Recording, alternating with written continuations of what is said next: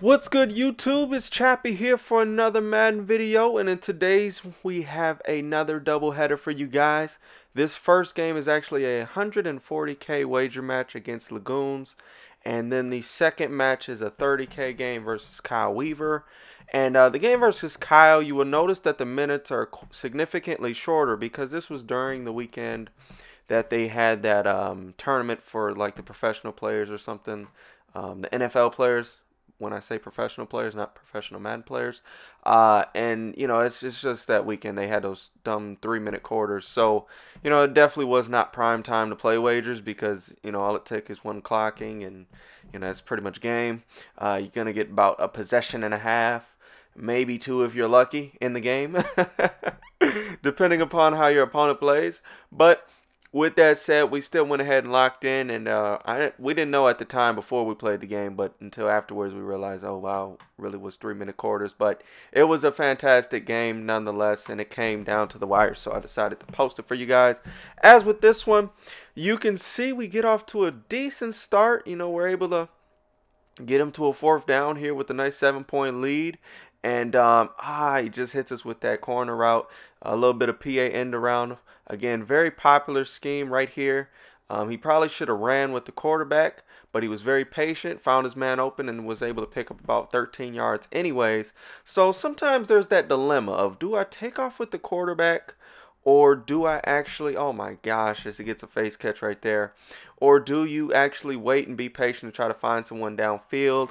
And often hesitation will really backfire on you. You kind of got to make that decision right away, because if you don't take off right away, most of the time they're either going to be usering and bring that guy to come get you, or some zone is just going to warp down to you at the quarterback position. So you got to be really careful when in those situations when you're deciding if you want to take off or if you want to make the pass. You kind of got to look downfield and see, do you anticipate something getting open right away, or, you know, is it just your best bet to just take off right away, get a quick 5-7 yards, maybe even more, depending upon how much space you have.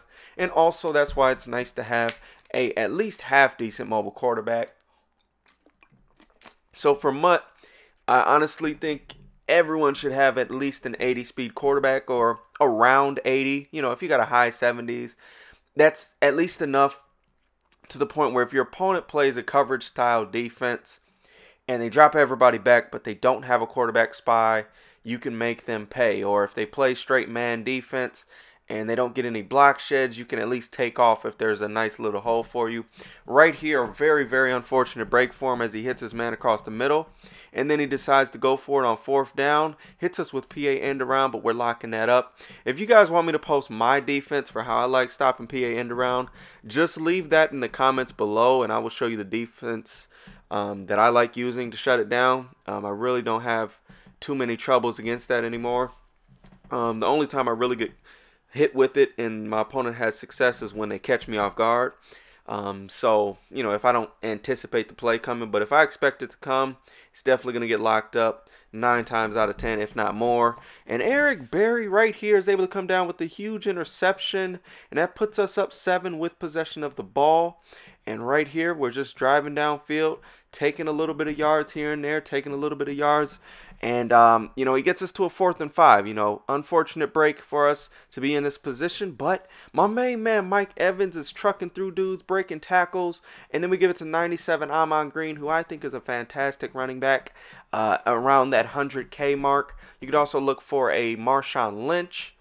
And, you know, perhaps if you want to go a little bit cheaper, maybe go a Steven Jackson route. I've heard mixed reviews for him, but we just lost freaking, oh my gosh, we lost 13 yards in 2 plays. Like, you know, I'm just beyond baffled at this point. You know, you're just beyond words. That's like the worst thing that could have happened, because that keeps us out of field goal range. And that would have gave us the 2 possession lead. That would have been so huge. Now, right there, what you see me do was call a timeout.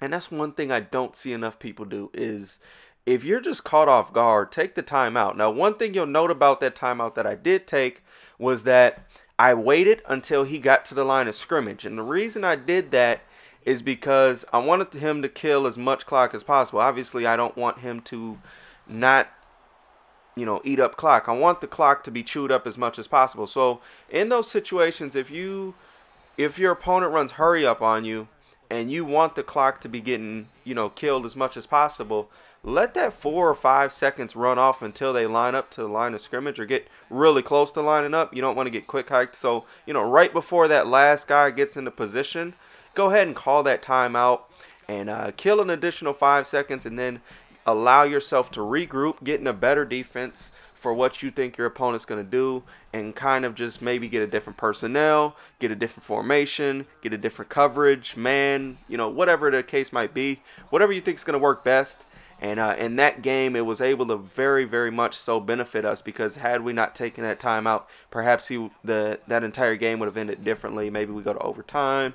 Maybe he goes for 2 if he scores a touchdown. So, we're able to get that safety and, get the victory. So that's real big for us. Mike Evans right here with about 30 seconds left goes up with a nice face catch, and woo, he's breaking tackles, and he's all the way to the 1-yard line. And we're able to get into the end zone here. 30 seconds left. Double coverage.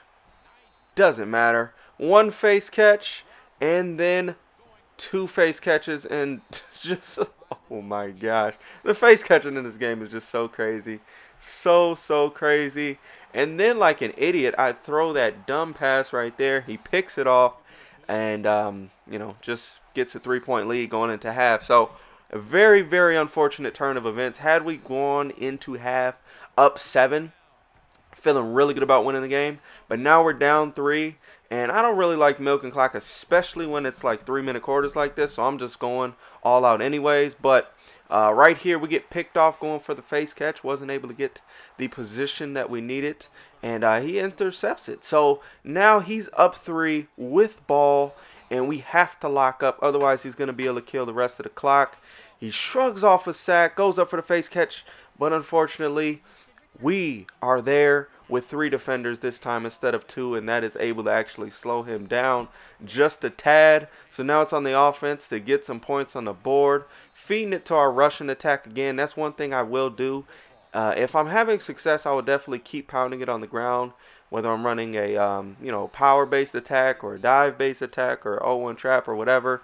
And then the unfortunate play, we lose like 6 yards right there. But we hit him back with the screen, able to get some of those yards back. And now at this point, it's about, oh my gosh, we're taking out a field goal range. And that's what I always try to tell you guys, is when you're around that 39-yard range, 40-yard range, do not get sacked, because then that can happen. Right now we're just unable to tie up the game, and now pretty much all he has to do is kill the rest of this clock. So we have to lock up. We can't let him get any first downs, otherwise that is game over. He goes for the face catch.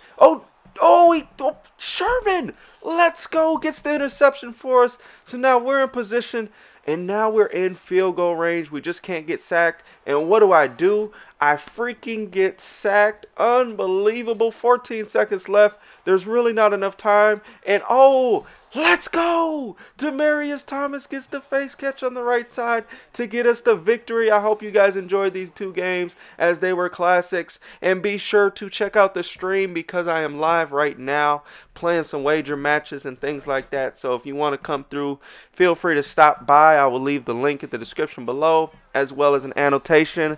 Feel free to drop a like if you enjoyed this video. And until the next time, guys, y'all be safe, stay easy, stay classy, and we gone!